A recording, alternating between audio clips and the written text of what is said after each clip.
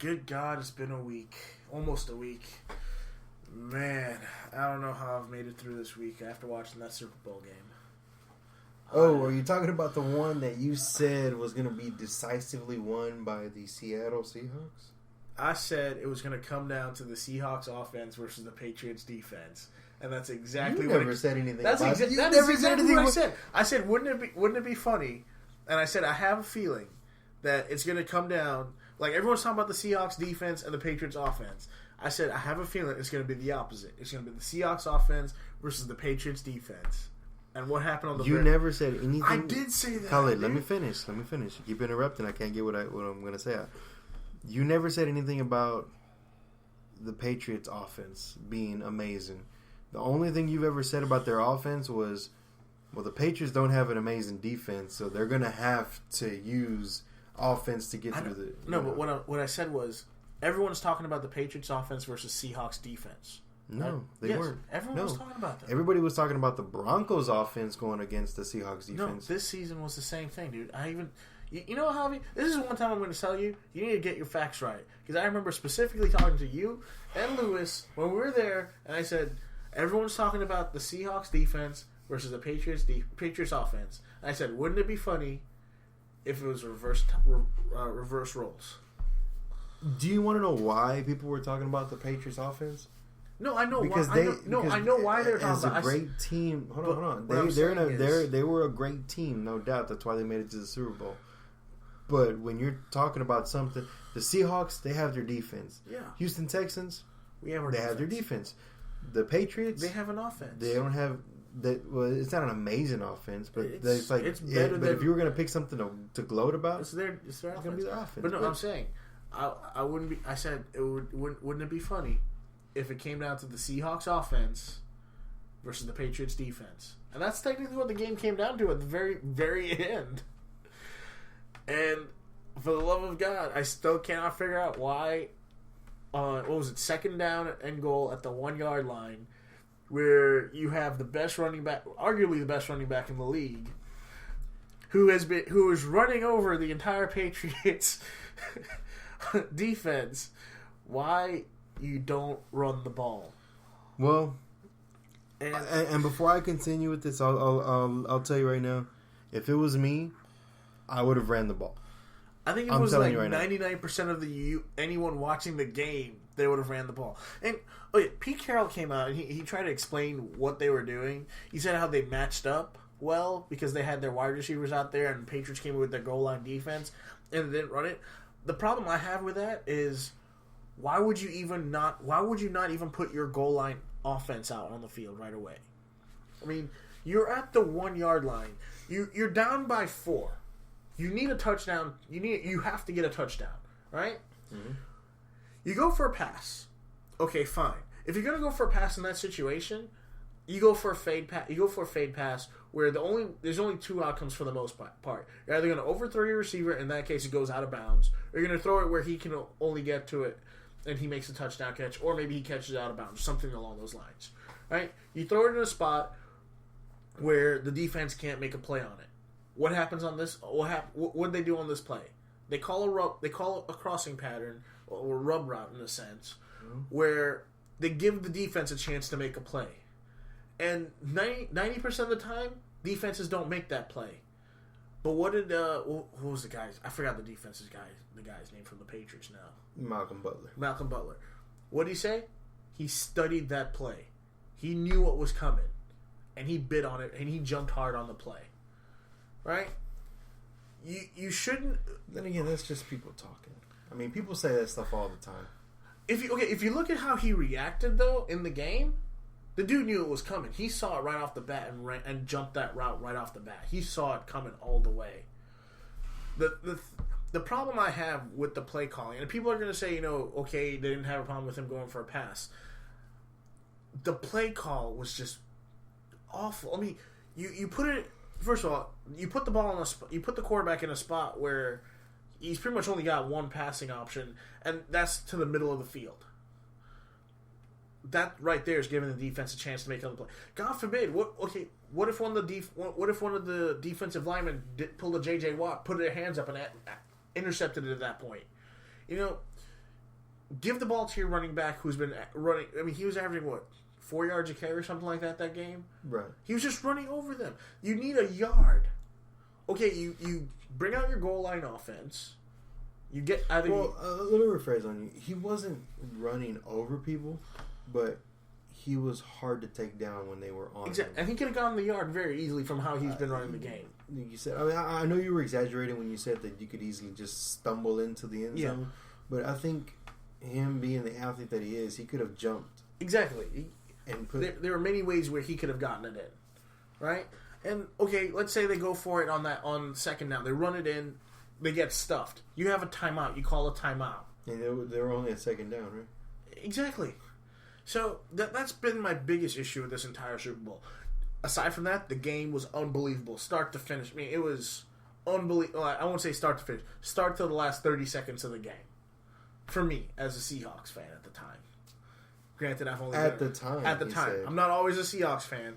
I'm not always a Patriots fan, but no. I was cheering hard for the Patriots. And to be honest, I enjoyed the game. The refs, they were equally. They made some questionable calls for both sides. So in fairness, they called a good game. It wasn't overly whelming where they called a bunch of bad calls for one side over the other. It was split right down the middle, even game. Right. It wasn't a game that was decided by a bad call or anything like that. I mean, it was bad call from the coaching standpoint, right. Not a bad call from the officiating standpoint. Well, I think any call at that point in time would have been a bad call if they didn't score. Because I'll tell you this, and I remember, who was it? I think Drew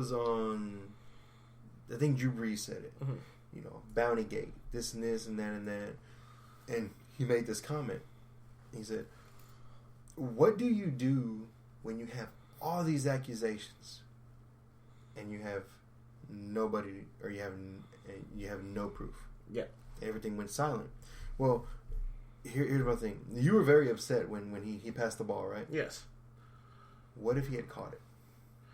If he completely honest. If he had caught it, I've been cheering, but at the same time, I would have still said you don't pass the ball. And I even said it before the play was ran. I said you don't pass the ball on this down. Right. Whether he caught it or not, you don't. I'm sorry. You're at the 1 yard line. You have the best, like I said, arguably the best running back in the league. Right? You could run a read option, and you call a play that you really should not be calling for how your team is built. Right. And if he had caught it, would I have cheered? Yes, I would have cheered. I would have been jumping for joy and everything. And I don't think you would have said you still don't throw the ball I wouldn't have said it, but if you had asked me, if you had asked me, should he have thrown it or run it, I would have said, God, he should have run it. But I'm happy he made the damn catch. Right. And I don't think anybody would be like, why would he throw the ball? That was so risky. I think they'd be like, man, I can't believe he caught that ball. No, that what kind of gets to me.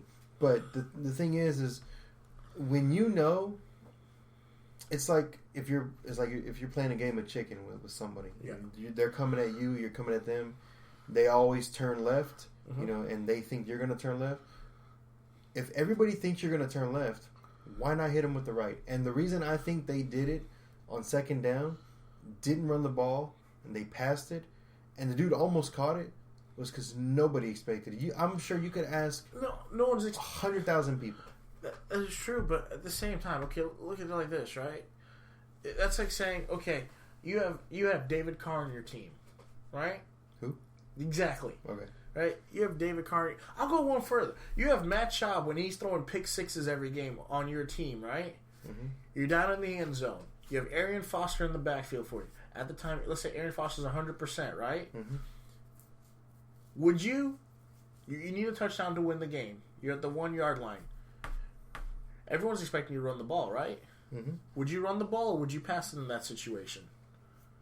Well, when you ask it in that way, and like I said, I'm not justifying Pete Carroll's decision or Russell Wilson's pass. I'll put you. Go ahead. No, go ahead. Finish.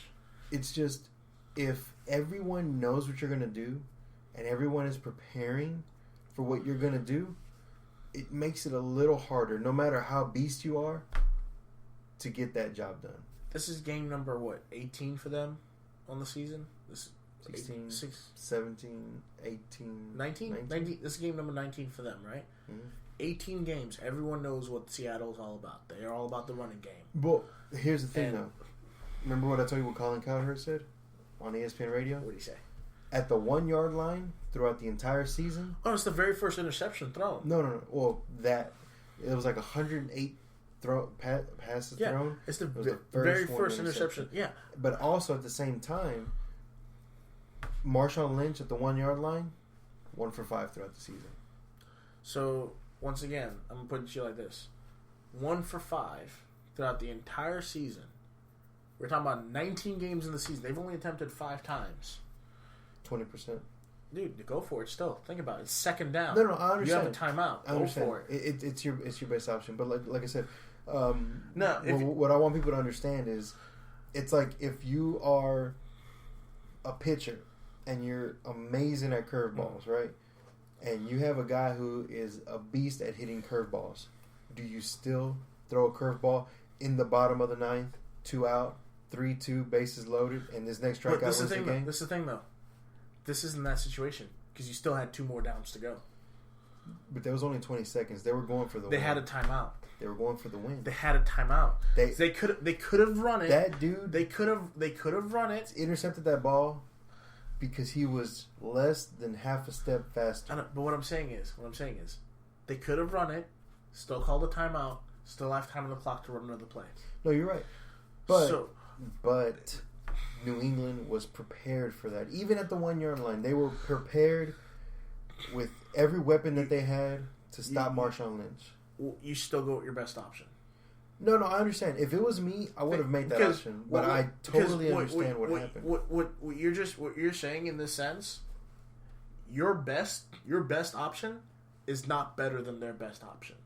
And in a sense, for a coach to kind of pick his second best option instead of his best option, I think that brings up some questions on that. If you're going for the win, you go with your leading front, right? You go with your best option. You don't go for it second or third. No, you go with your best option. You don't go second, not third, every fourth. time. Dude. Because your best option is not the only option on your team. Okay, I'll put you like this. But did you just hear what I said, though? No, I understand that your best option is not the only option. But what you have to realize is your best team, your team plays its best when the ball's in Marshawn Lynch's hands. I'm not taking anything away from Russell Wilson. No. Okay? I think Russell Wilson is trash. We have to remember. I'll tell you right now. A week before, he threw 4 interceptions a week before this. Yeah. Sorry, 2 weeks before this, right? And because he played magnificent for 20 seconds. Exactly. Your best choice, to be honest, at this point, it should have been your only choice, was put your goal line package out there, put Marshawn Lynch in the backfield, and you run it up the gut, and you say, you know what, Patriots, you put your best, we put our best, we're better than you. You're right, and I understand what you're saying there, but you said that this game was Seahawks defense versus Patriots offense, right? And I said it wouldn't it be surprising if it was flipped? Right, and it wasn't. It wasn't. And in the end, at the very last meaningful play, it was flipped. I'll be honest with you. That Malcolm Butler play, I don't know how talented this guy is. Oh, he's the reason. He was an undrafted rookie. Right. So, but he's the reason why they won that Super Bowl. Oh no, I'm not taking anything away from Malcolm Butler. Dude, he made an unbelievable play. No, but what I'm saying is, I'm calling him a fluke. He's not going to be an amazing player from. Oh no, I'm not saying that. I'm saying that play. Yeah. He made an unbelievable play there. Yeah, I mean, that was just unbelievable. He was half a step fast. Like I said, less than half a step. Most people would expect that to be an incomplete pass. That's it. I thought he swatted it. He made an unbelievable play. I'm not taking that away from him. Pete Carroll should have done what I think 99% of the people would have done, and go with your 100% best option, which was, like I said, even though you said he was only 1-5 from the 1 yard line, dude, it's your from what's been going on throughout the entire game. Because if you watch the entire game, Russell Wilson was having a lot of problems completing passes. he was having problems. I mean, if you look at some of the catches that were made, he only had problems completing the passes when there was pressure on him. When he had all the time in the world, he threw some ugly passes that somehow like the receivers picked it out of the air. It seemed to me like it landed right in their hands because this guy he is gifted. He's athletically gifted. Now, he's not the greatest quarterback, but he is athletically gifted. I think if anything, they should have gone with at least a read option. Well, and like I said before, your best option is not always your only option. But hold on. Let me finish because I keep trying to say this, but I keep going off track. You said it was going to be the Seahawks defense versus the Patriots offense, right? Yeah. Okay. How many touchdowns did Tom Brady throw in that game? God, he threw a 4? 4. Yeah. How many of those were to the same receiver? No, he threw 4 different receivers. 4 different receivers. Yeah. Because his best option was not his only option. Who was the best option? Who did they say was going to make the difference in that game? I said it was going to come down to Gronkowski and Edelman. I said it was going to come down to Gronkowski and Edelman. Right. It was those two guys.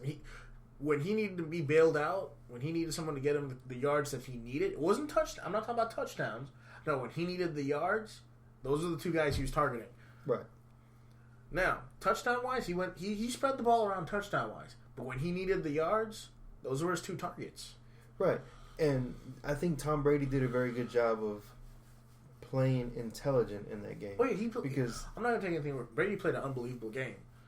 Now, even though he did throw 2 interceptions. One of them was pretty bad. One of them was understandable. Dude, even though you're trying to make excuses for him, there was nowhere near that first interception. No, that first interception, there was a guy in the back. The way the camera replayed it, you couldn't see him. But when it zoomed out, no, he threw that ball. There was nobody there. He threw that ball up. No, he did not. He threw that ball. He didn't want to take the sack. He threw that ball up. We're gonna look it up later, and I'll show you where that guy was. He threw that ball up. He did not throw the ball up. But anyway, like I said, Tom Brady did a very good job of playing that game intelligently. I don't think Pete Carroll could look at what was going on the field and could tell his players, or think in his head he knew what Tom Brady was going to do. No, overall, I think honestly, in all honesty, that game was a lot closer than what it should have been. The Seahawks, the defense made a couple plays that saved their asses, but that game was a lot closer than what it should have been. Because they were, like you said, Russell Wilson threw the ball up and, his receiver, it landed where it should have been. Well, obviously I'm exaggerating when I say that. Some of those passes, they could have been picked off as well. Yeah, he lucked out on some of those passes.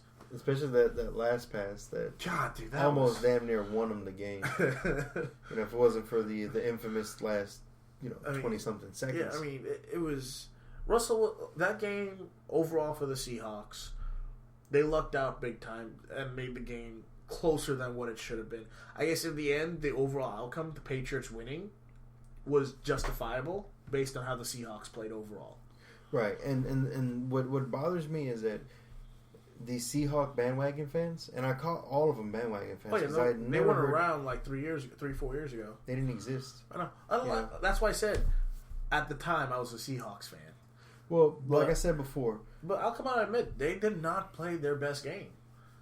And they played a dominant game, but it wasn't to their usual. Yeah, it was. And just like you said, you're a Seahawks fan at that point. That's kind of how I am. With me, it's the Texans first. Oh, yeah. Texans always number one for me.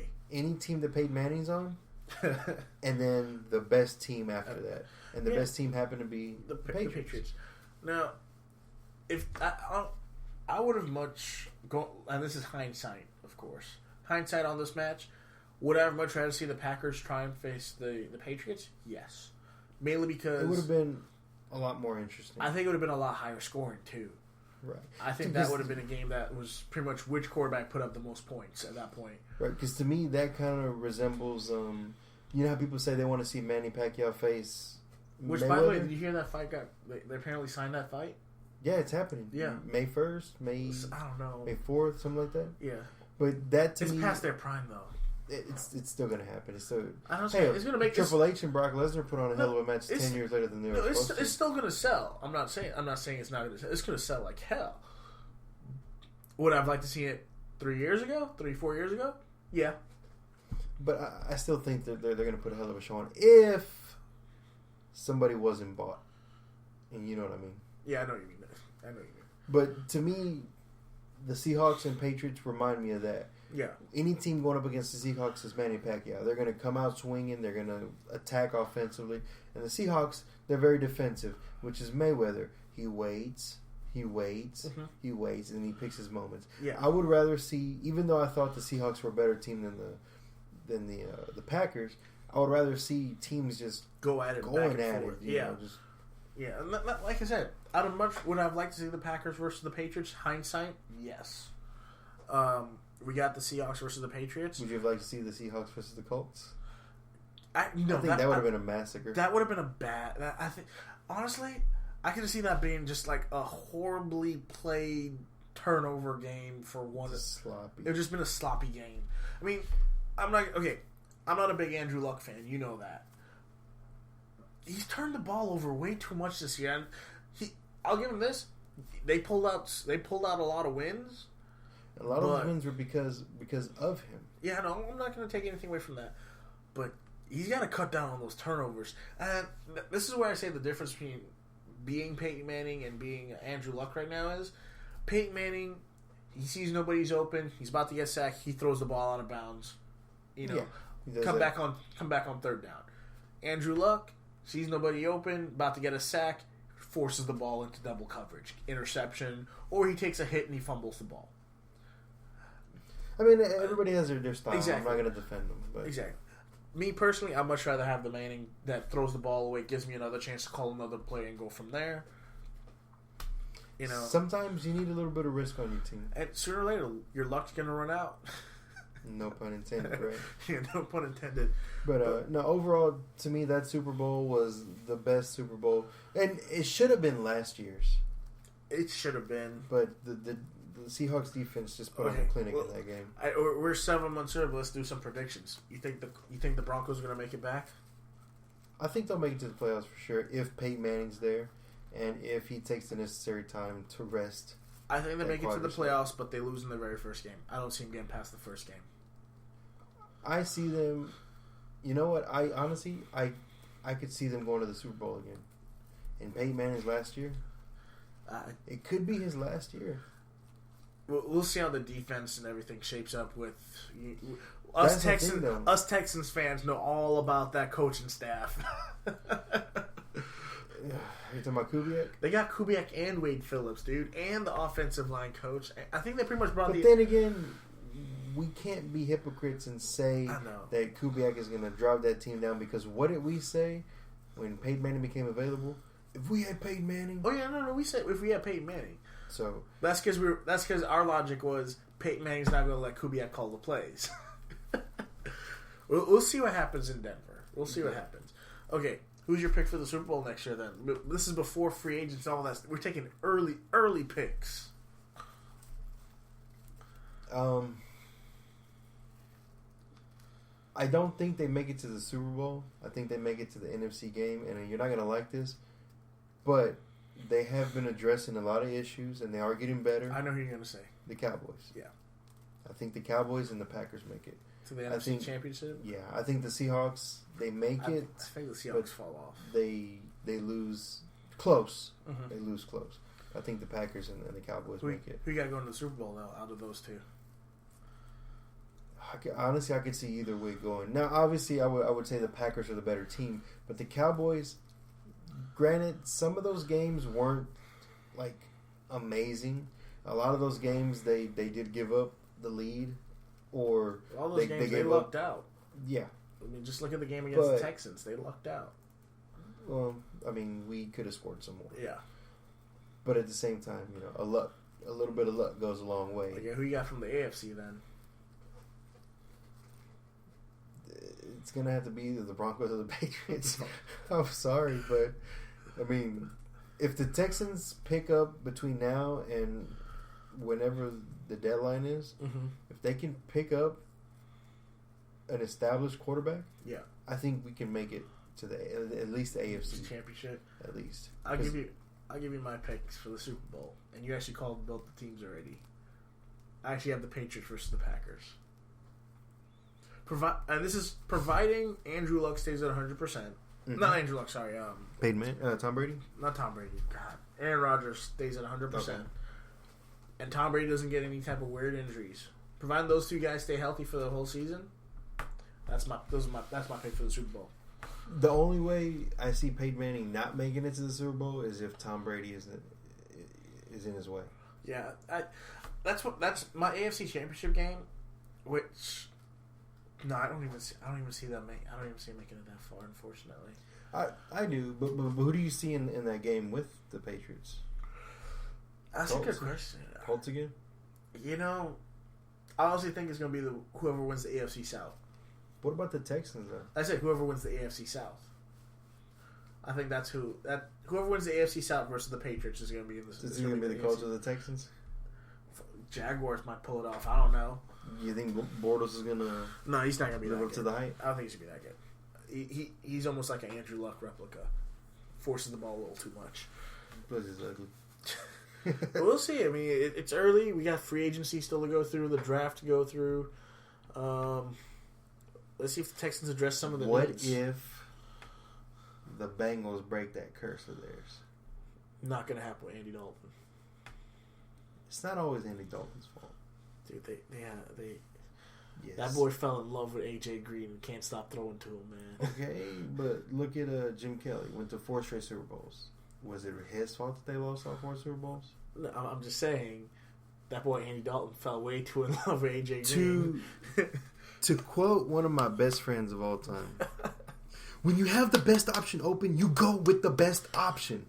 You don't go with option 2. You go with the best option. When he's open. This boy would be sitting on the bench. He's still trying to throw to him. Oh, but it's okay for Matthew Stafford to throw to Calvin Johnson for days, right?